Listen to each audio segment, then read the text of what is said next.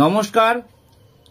বিবিসিপি ব্রজবাবুর ছোটদের পাঠশালায় সবাইকে স্বাগত জানিয়ে শুরু করছি আমার বই দ্বিতীয় শ্রেণী প্রথম পর্ব, পৃষ্ঠা 16 এবং 17। আমি এই দুটি পৃষ্ঠা থেকে সংক্ষিপ্ত প্রশ্ন, ফাঁক পূরণ এবং সরব পাঠ দিয়ে বিস্তারিত আলোচনা করব। দয়া করে ভিডিওটি শেষ পর্যন্ত দেখবেন।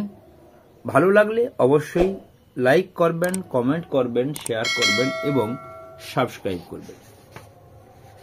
শুরু করছি 16 এবং 17 পৃষ্ঠা। প্রথমে সরব পাঠ। ভোরের আলো। ভোর হলে আকাশের ধ্যান ভাঙে, ছিন্ন হয় অন্ধকার, জন্ম নেয় নতুন দিন। কানে আসে পাখির কলকাকলির ধ্বনি, এ যেন এক অন্য পৃথিবী। অন্তরে জাগে আনন্দের শিহরণ। এরপর সংক্ষিপ্ত প্রশ্ন। সূর্য কোন দিকে ওঠে এবং কখন ওঠে? সূর্য পূর্ব দিকে ওঠে এবং সকালবেলা বা ভোরবেলা ওঠে। এই সম্পর্কিত একটা প্রশ্ন আলোচনা করলাম। 2 দাগে, কখন আকাশের ধ্যান ভাঙে? ভোর হলে আকাশের ধ্যান ভাঙে। কখন অন্ধকার ছিন্ন হয়? না, ভোর হওয়ার সাথে সাথে অন্ধকার ছিন্ন হয়। এটাই 3 দাগের উত্তর। নতুন দিন কখন জন্ম নেয়? নতুন দিন ভোর হলেই জন্ম নেয়। ভোর হওয়ার সাথে কিসের শব্দ শোনা যায়? সাথে সাথে 2 বার দিলে ভালো হতো। ভোর হওয়ার সাথে সাথে কিসের শব্দ শোনা যায়? পাখির কলকাকলি শোনা যায়। ভোর হওয়ার পর পাখির ডাক শোনার সময় মনে কি জাগে? মনে আনন্দ জাগে। এরপর শব্দার্থ নিয়ে আলোচনা করব। ভোর সকাল, ছিন্ন ছিঁড়ে, ধ্বনি শব্দ, কলকাকলি পাখির ডাক, অন্তরে মনে। এরপর চলে যাচ্ছি বিপরীত শব্দ। ভাঙে গড়ে, অন্ধকার আলো, নতুন পুরাতন, আনন্দ দুঃখ, ছিন্ন যুক্ত। তারপর বর্ণগুলি ভেঙে দেখাও। ধৈর্য ফলা ধ যুক্ত অন্তস্থ জ, ধয় ব ধ যুক্ত ব, ধয়ের গায়ে ব লাগিয়ে রাখতে হবে। দন্তন্নয় দন্তন্য, দন্তন্য দন্তনয় ধ দন্তন্য যুক্ত ধ, দন্তনয় ত দন্তন্য যুক্ত ত, দন্তনয় দ দন্তন্য যুক্ত দ, দন্তন্নয় দন্তন্য দন্তন্য যুক্ত দন্তন্য। এটা দন্তনের নিচে দন্তনের মতো লেখা থাকলেও এটাকে আমরা ম বলে শিখব, ম বলেই জানবো। দন্তন্নয় ম, দন্তন্য যুক্ত ম, দন্তন্নয় জফলা, দন্তন্য যুক্ত অন্তস্থ জ। এক্ষেত্রে তাহলে আমরা ধ আর দন্তন্যর সাথে যুক্ত বর্ণের পরিচয় হলাম। এরপর আমরা চলে যাচ্ছি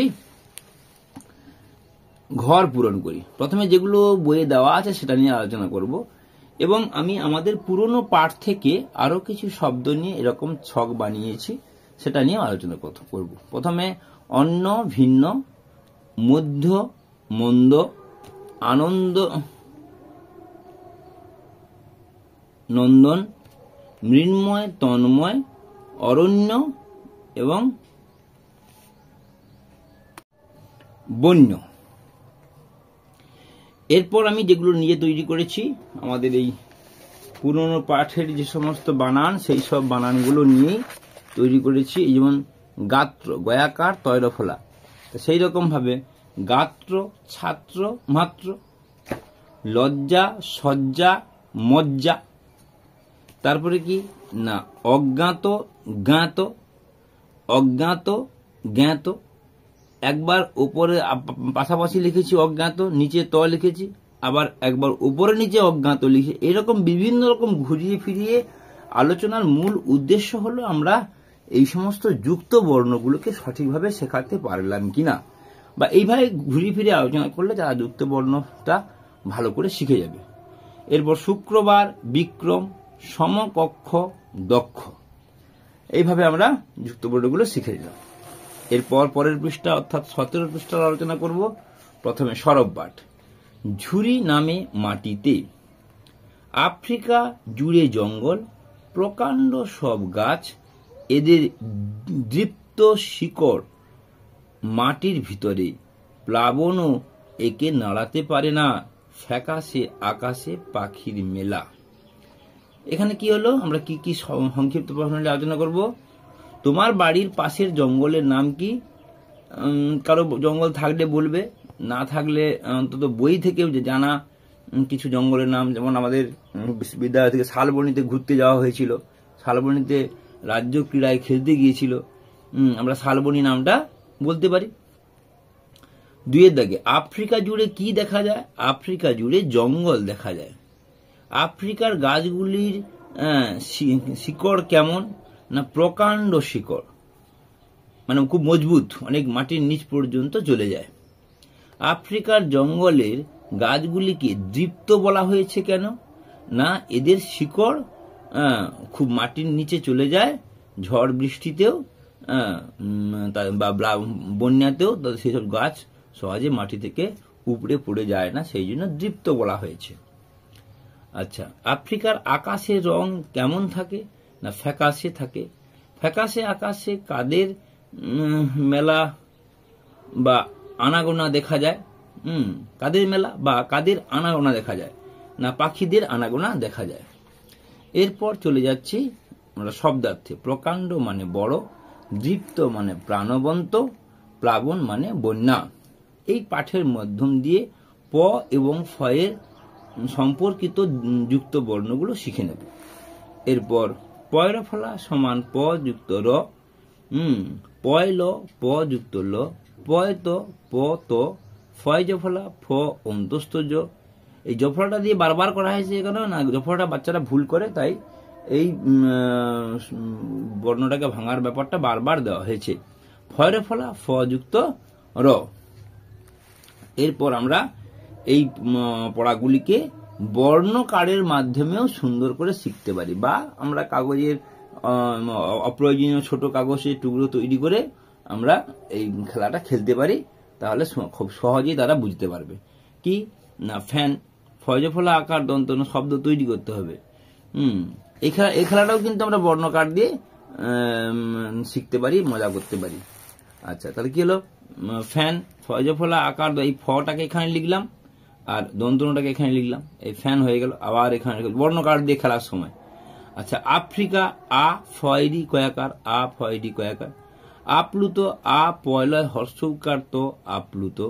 প্রভু পয়রফলা ভয়স্য প্রভু। সপ্তাহ দন্তস পয়তয় আকার হ সপ্তাহ। আরো কয়েকটা বানান তৈরি করা যেতে পারে এই ঘর ছাড়াও। এখানে কি না প্রচুর পয়রফলা চহস্যৌকার র, পয়রফলা চহস্যৌকার র, এভাবে আমরা গোল দাগ করে দিয়েছি। আচ্ছা, রতন র ত দন্তন রতন। এইভাবে আমরা যুক্তাক্ষরকে বিভিন্নভাবে ব্যবহার করে যুক্তাক্ষর সম্বন্ধে ধারণা স্পষ্ট করব এবং কঠিন বানানগুলিকে এইভাবে আনন্দ পাঠের মাধ্যমে শিখে নেব। আজকে আর বেশি কথা নয়, সবাই ভালো থাকবেন। নমস্কার, ধন্যবাদ।